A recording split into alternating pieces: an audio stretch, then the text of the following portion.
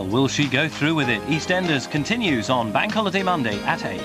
A fresh-faced Robson Green and Leslie Ash dancing with the Black and White Minstrels next tonight on BBC One. Red faces all round for a host of stars before they were famous.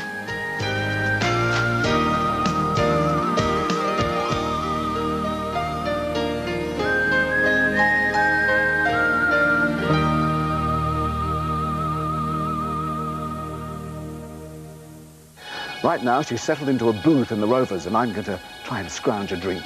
But will she be caught with her specs on or off? This is Your Life, Sunday at 8 on BBC One. What is it you're actually after, Kirst? I want to get right to the top of the tree. Kirsty Collins, Senior House Officer. I've just seen a naked man. Oh, you've probably just been dreaming again, Mrs. Maguire. Can you tango? You'd be surprised what I can do, Mr. Cartwright. Nurse Julie Fitzjohn. If you damage this trial, Dr. Collins, I'll see to it you don't work in this hospital or anywhere else. Do I make myself clear? Muriel McKendrick, consultant. Holby City, 12th of January, BBC One.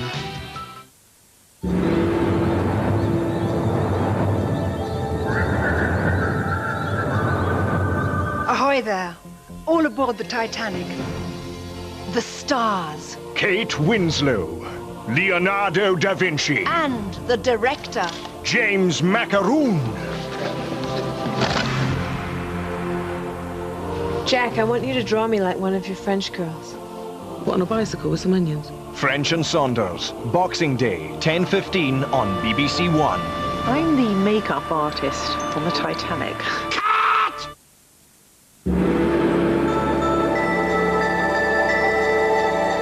They did it all in the name of fame, now on BBC One, and they wish they hadn't.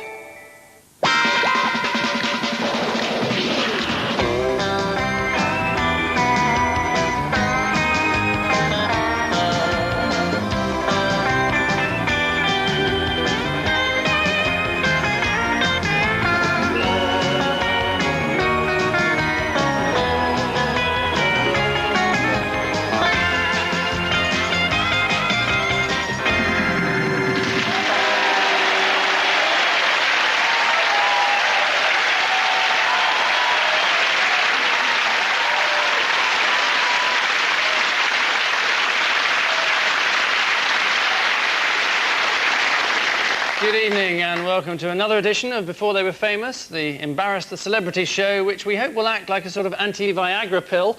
After watching this, even the biggest, proudest stars will feel about 2 inches tall and unable to raise a smile. This is the third of our digs around the roots of entertainment, and in showbiz, as in nature, we've found little has grown without lashings of manure along the way. You see, nobody can claim to be naturally famous without having to do anything, with the possible exception of the royal family and Dolly the sheep.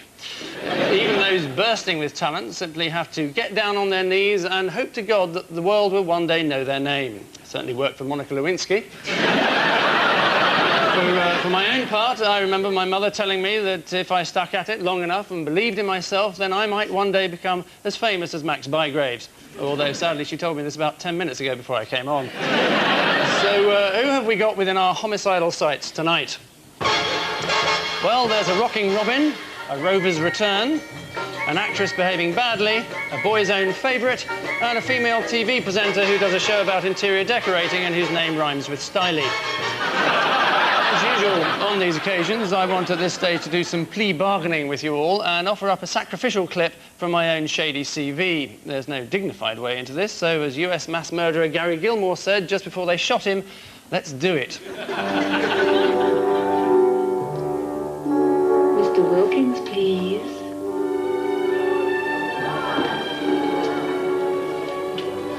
Ah, you brought your as I thought, monotonous plaintiffs. Is that serious? No, just a mild touch of nervousness. I want you to take one of these right away. Would you just like to hand it in at the bar? Oh, so. It'll take a moment or two. Marvellous, isn't he? Great, so I wouldn't mind a second opinion.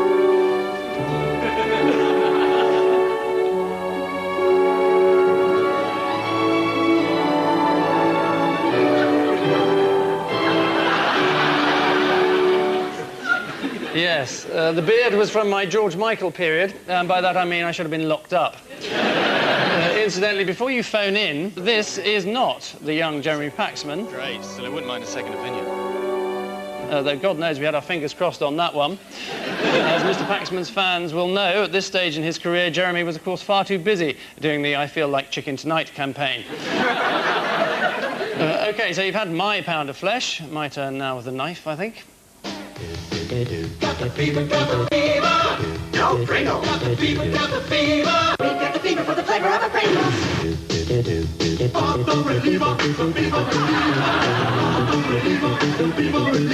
Come on and fly me in the big blue sky. I'm National Fly Me. I'm Gail. I'd like you to meet Barbara. She's one of our luxurious new DC-10s. Fly Barbara. I'm National Fly Me. Let me tell you a secret I have. A 2-ounce undie with sling. Magic lady by exquisite form. Stretches to 3 times the size in both directions to slim you comfortably, whether you weigh 150 pounds or 95. Well, I could make a cross country without my 2 ounces of sling. That bright glow of light tells you your flash equipment's as dependable as your GP flashlight. It means no more missing those once-in-a-lifetime pictures because your flash gun batteries are dead. This is the most unusual weapon. It is specially designed for counter-espionage, for Agent 0M. It's called the 0M Sonic Blaster. This is why. Get Mattel's powerful 0M Sonic Blaster wherever toys are sold. Remember the password. This is a chunk of super soft bubble yum bubblegum. This is a loud thumping tune pumping boombox. Both are known for blast. But on the yum is the fun that never blows out. Big mouth busting bubble yum keeps it popping. Leonardo DiCaprio. Odd, isn't it? The next time the world would see him with bubbles coming from his mouth, he'd be sliding under the North Atlantic. Where he certainly wouldn't have starved, because stand by for an astonishing clip of the world's #1 heartthrob on behalf of children's entertainment going above, beyond and humiliatingly below the call of duty. Go, go, go, go, go. You gotta love it. Keep going. Whoever gets the most in there is gonna win it.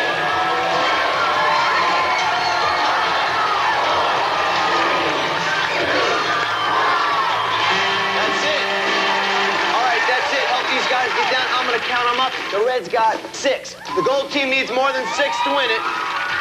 We're gonna find out right now. We've got 1, 2, 3, 4, 5, 6, plus 2 baby ones. The gold team wins. The gold team wins. High five, my man. Still, few of us could be truly shocked at discovering that Leo, before going deep, was so incredibly shallow. He is from the MTV generation of actors, pop culture through and through. How very different from the old school, who always knew how to appeal to a, let's say, more mature audience. Now, one man and his ale. What he wants is what is. What he wants is what we want is what is. 2 men and their ale. What they want is what is. And what he wants is Watney's brown. What we want is what is. 3 men and their ale. What they want is what is. What we want is a... You know what? Watney's pale. Watney's brown. What we want is what is. Michael Caine there, taking a giant slurp, despite being told he was only supposed to blow the bloody froth off.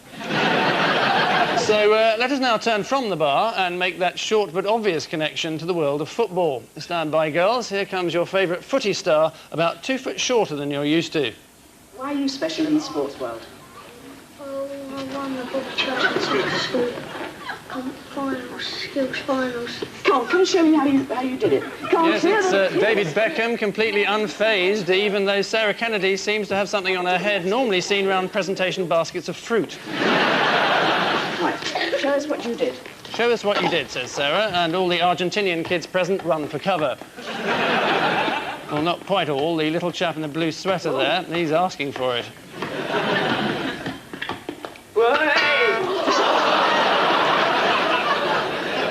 David later claimed he never made contact with the lad, but if we carefully examine the video evidence...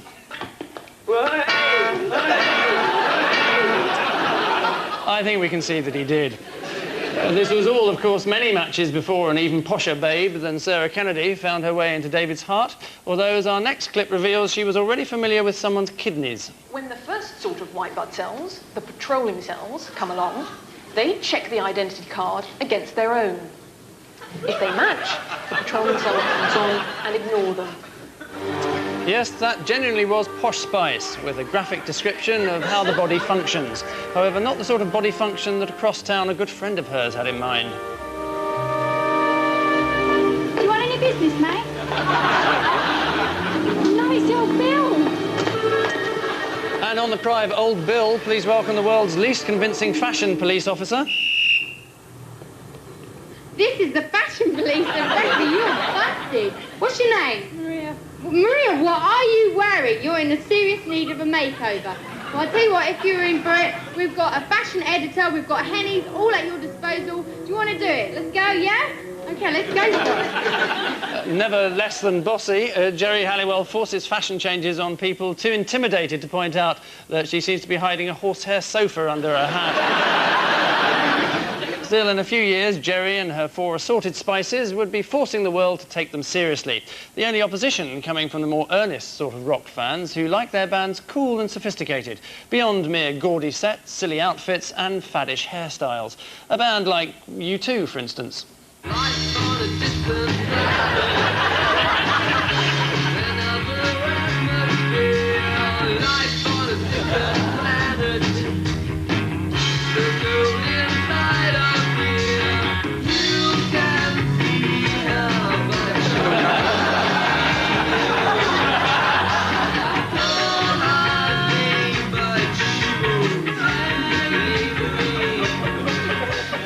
Perhaps the saddest thing, although difficult to narrow it down to one, about that clip of the world's biggest band is the single gasping jet of dry ice eking its way out from under the drums. To see how it gushes forth, enveloping all in its mighty path. For a band whose stage sets were later among the most lavish ever seen, this comes awfully close to what most of us achieve by simply putting the kettle on. A distressing clip, which gives you some idea how long you two have been sharing a stage. Still, it could have been worse. Some groups have been together since sharing a womb. The Bee Gees, Barry, the leader of the group, come here. Barry Gibb and your young brothers. Now, come on, who are you? Which is which? Or twins, eh? I'm Robin. Robin? Morris. And Morris. Now, you all sing together, eh? That's right. And your brother Barry plays. Now, come on up here. Yes, in those days, kids' pop shows were only given to the most swinging officers the RAF could find. That's the thing. Now, is it true that you write your own pieces, Barry? That's true, Dad. And what are you going to play for us now you've come down from Brisbane? Time is passing by. All right, then, we'll hear you all together.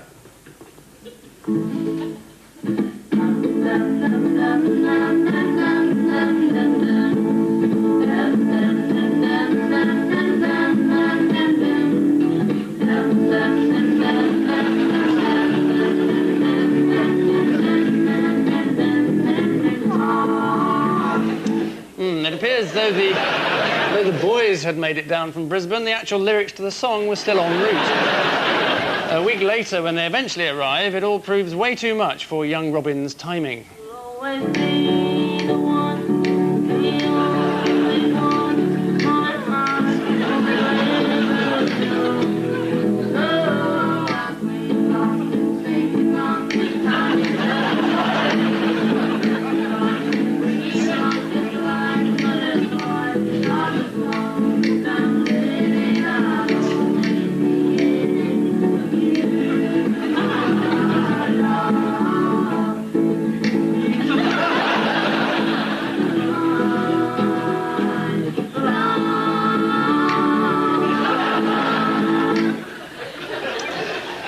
The Bee Gees, whose Queenie tantrum on the Clive Anderson show won them runner-up prize for most toe-curling moment in a talk show history.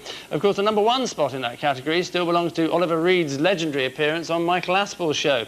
Those of you unaware of what Ollie did might like to check it out on our special website, www.pissedasafart.com. Ollie himself later claimed to be proud of his legless performance, and why not? His immune system has been combating embarrassment since the word go. Dancing principal and I was... We've got this room until 3. Isn't this Babes in the Woods? No, we're rehearsing Journey's End. Oh. So sorry. Well, I mean, where do we go? I haven't the faintest idea. You better sort that out with the secretary. The asking. Some people. Shall we start with the second act? Mr. Reed there extolling the virtues of gay sexuality in much the same way Kate Moss extols the virtues of steak and kidney pudding. Not that there's anything wrong with acting out of character, unless that character happens to be the current king of observational comedy, seen here early in his career as a junior reporter on a clothes programme. Then, I'm afraid, it's literally no joke. Because all sales assistants know that it's perfectly natural for women to wear underwear. Therefore, it's perfectly natural for you to buy it. So if you are going to buy some for your girlfriend or your wife, do have a look before you go and try and find out what size she takes. It does help. I'm looking for some French knickers for my girlfriend, but I can't see any in her size. Well, what size is she, sir? A 10. I'm sure there's some here. I don't see any. Yellow. Oh, brilliant. 10. Thank you very much. That's my girlfriend dealt with. Understandably, the character of Mr. Nice but slightly embarrassed at having to do this wasn't listed among Harry's later triumphs.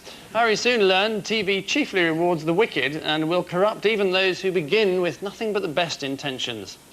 I run not merely to attack that which is, but rather to propose that which should be. I run because it has become increasingly evident that unless some new alternative, some new initiative, some new approach is injected into the political life of our community, we are destined to lose here at home the very prize we seek to defend abroad, the politics of participation. Jerry Springer, whose daytime talk shows are now so out of control that Millwall supporters are complaining about unfair competition. Because even hosting an issues-based bear pit of a talk show is not the lowest rung on the TV ladder. No, that dubious spot will forever be held by the ultimate exploitee, the game show contestant. Now, just to refresh the memories of our viewers here, Kirsty here is an interior designer from Wichita Falls, Texas. Wrong. Wichita, Kansas. Right. Close. And we've got some lovely people for you, good people, and I'd like you to meet them now. On lane number 1, Brenda Vaccaro and Mr. Michael Douglas. Let's get started by introducing the beautiful Sharon Stone. Sharon, welcome back. It's good to have you with us again, darling. The best new star in each category is going to win $100,000. That's a lot of money. I really hope I'll be one of those people because, as you know, a co-host is one of those categories. That's right, Sharon. Mike, you got to pick that one up. You practiced the shot a little bit earlier. Very good. Stay up. One prison guard said to another, "That guy in death row is the most cooperative prisoner I've ever seen." When he heard he was going to fry, you know what that colloquial is, but he covered himself with cooking oil. Cooking oil. Right. Oil, grease, But it is our last clip, which is so staggeringly ironic. Ladies and gentlemen, stand by for Junior Blind Date with Michael Jackson. Number 1. Whenever I go out, girls are always following me. If we go out together and a bunch of girls start following me, let's hear what you say to them to make them go away. Get away from him. He's mine, not yours. And Michael Jackson, or as he's known nowadays, the pop music carrier bag. White plastic and best kept away from kids.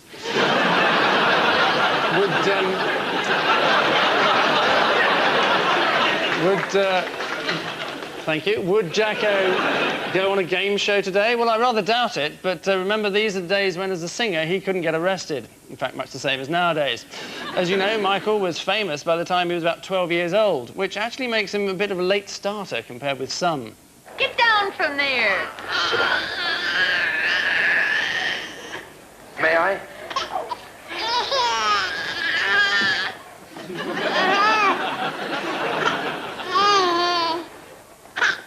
Oh, it isn't fair. You know Jeanette's made the ginger beer? Well, we've ran out of cups, so I've got to make some paper cups. Now, what you do is you get a square piece of paper and you fold it in half to make a triangle. That's just like origami. What's that? better tan with Copper Tone. The fastest tan possible with maximum sunburn protection. Copper Tone helps make your skin more... A topless Jodie Foster shows how she steeled herself for the later horrors of Silence of the Lambs by working with the world's most terrifying hat. Copper Tone. Don't burn, get a Copper Tone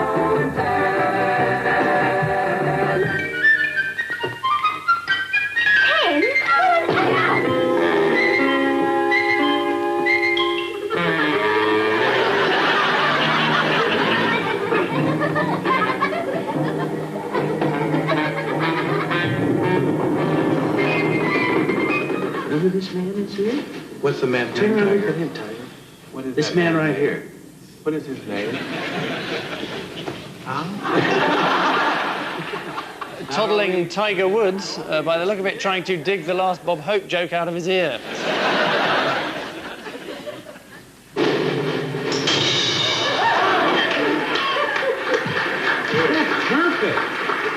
That was perfect. I don't believe it. That kid's a dope fiend. That snippet was from what your grandparents would have called a variety show, a technical term, the variety element referring to the overwhelming array of crap that was on offer.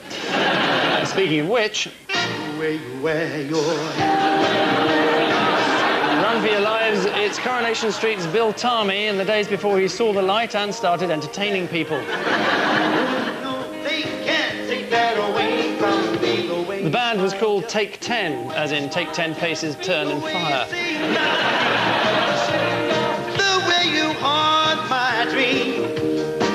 Oh no, they can't take that away from me. Sing Out 66 is a review that's the hit of West Germany. In the cast are 150 college students from the United States, here at the invitation of Chancellor Earhart. And their message, well... This scary-looking jamboree is the kind of church-funded extravaganza that surely helped send a generation into the arms of the Moonies. So quite what a future Hollywood big shot is doing in there is anyone's guess. Inside everybody, there's some bad and there's some good. But don't let anybody start attacking people. Long before men behaving badly, none other than Leslie Ash was involved in this notorious TV specimen, the black and white minstrel show.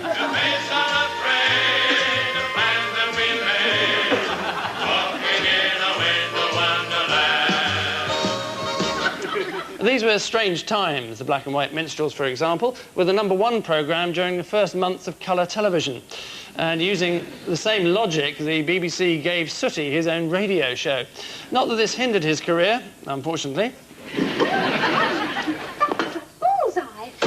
I'll tell you another thing, Sue. The amount of time it takes to do drain repairs, it'll be 200 years before anybody finds that thing.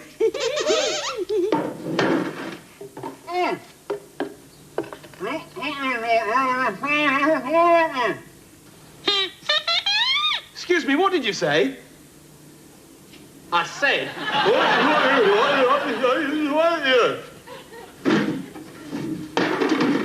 When a show runs as long as Sooty's has, it is known within the media as having legs. Ironically, the very thing that he and Sweep have been missing all their lives. Of course, not all children's shows have the same pedigree. Oh, I'm getting very confused now. Us kings aren't used to this, you know. Oh. In the palace, it's all very different. Oh, I think it's jolly nice here. Mad Hatter's tea party is the best sort of tea party that you could ever have. You like this tea party, David? Yeah. I don't know where my Coke is. Your Coke? You haven't got a Coke, you've got some tea. Gabby Roslin, responding to the on-air cry of "I don't know where my Coke is" rather more calmly than the editors of Blue Peter do these days.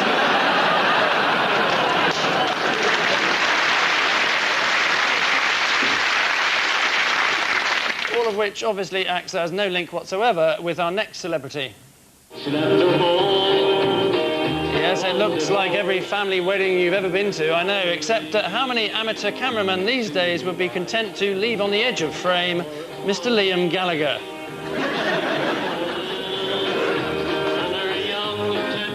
And if you think the future Mr. Kensit was being unfairly marginalised there, we shall now allow his said Patsy to lead a short parade of equally ignored wannabes, flashing through the frame like lightning.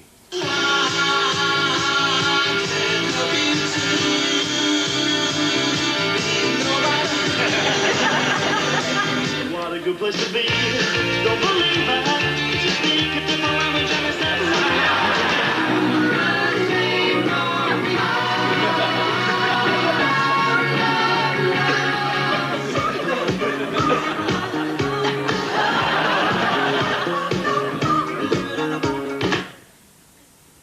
Those are just symbols of our desire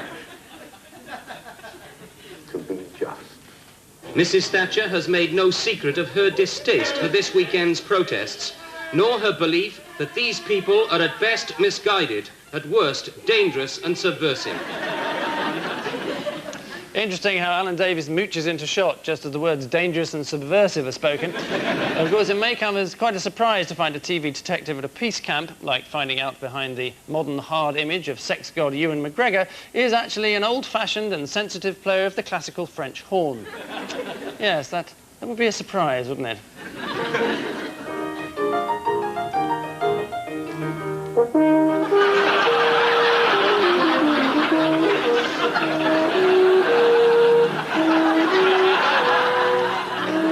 Sorry, girls, but that's your man. Ewan became very famous just a few years on for the scene in Trainspotting where he disappeared down a toilet bowl. Not a manoeuvre he was totally unfamiliar with, as you can see.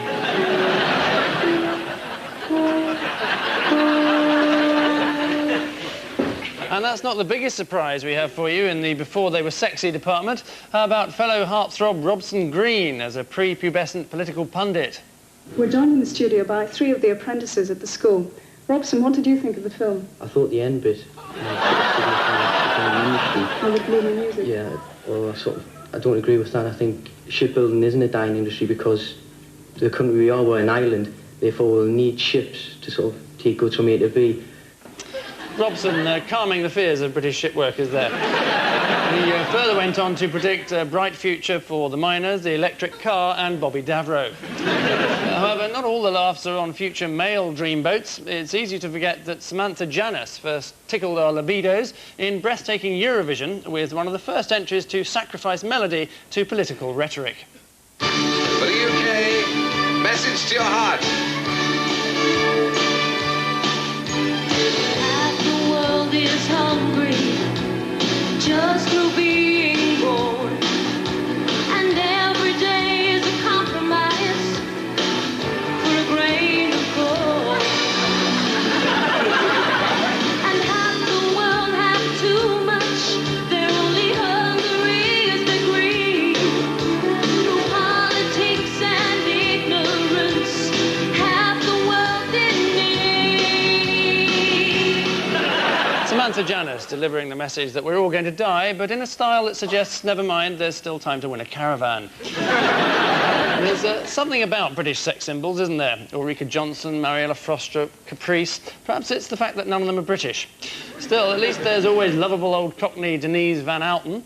Hé, luister eens, dat slimme pakketje daar zit boordevol eiwitten, zetmeel, vitamines, mineralen, voedingsvezel. Maar het is niet alleen slim, het is ook nog verbazend lekker. Brood, daar zit wat in. To be fair, Denise may not have been entirely in on the Dutch patter. She could have just been mugging away, hoping to convince us all that she had some idea what the babbling bloke was on about. She did, after all, go on to work with Johnny Vaughan. At least she didn't resort to attempting the accent, because very rarely do they come off. How big? Big enough. What's the matter with you? Don't want to jump something? We gotta appreciate, Buster, that for me, this is but a stepping stone en route to a career in the legitimate theater. What a load of crap. You just be here tonight in full costume, and those lights had better be good, babe. I am Adolf Hitler. You will obey me. Hmm? All right. Excellent, mein Führer. When we do the real broadcast, it will be transmitted simultaneously on every television and radio channel in the civilized world. Well, come out. Oui, Monsieur Gall. Get me a plane reservation, Doc. The South Pacific. The South Pacific? Get me as far as Tahiti. I'll figure it out from there. Oui, Monsieur. Excuse me. Well, well, Alphonse, turn peeping Tom. I'm on duty, monsieur. What are you looking for? Stolen hubcaps? An unfortunate error. Good night, monsieur. Bonsoir. Alphonse. Mr. Christian, Mr. Young, put a gag on Quintal. It wasn't bloody me. It wasn't him, sir. It was me. Come along, Mr. Christian. Well, you've got the wrong man, sir. Churchill said it was he who made the remark. Guess the sausage. No, I won't get you no sausage. Get your own. You toted to these bugs like they was tin Jesus. It's just to keep you safe. Me, Pa? I can watch out for myself. It's you who wants to keep low. You ain't right to say to me that. Ain't me hiding. It was you who run, and me you drag. Ned! Ned! Take care of yourself, Pa. Stick with the officers. You won't risk getting hurt. Who knows, we may yet live long enough to see the Corleone family move into Albert Square. You can already see Frank Butcher, having insulted the Godfather, waking one morning to find the head of a jellied eel in his bed. There's something very spooky about watching bona fide Hollywood legends cheek by jowl with the everyday Herberts off British TV. Stripped of their awe, it can make even the greatest of them look that little bit smaller. In this clip, it's the actor in the motorbike helmet that we're interested in, although you may like to know that that's the artist formerly known as Prince inside the duffel bag. Can you swim? Yeah? Go get it. Certainly Robinson getting in some early research for the kind of treatment he would later expect as Baldrick. And let's hope to God that comedy guru Steve Coogan was simply doing some background research on the unborn character of Alan Partridge when he threw himself into this buttock-clenchingly earnest endorsement of a simple snack. There's the guaranteed quality. Walkers, you see, the best of British with worldwide backing. Walkers have done everything to make it easier for you. The sales force is already out there in the field, making sure you don't miss out. So remember, with Ruffles behind you, you're on the road to success.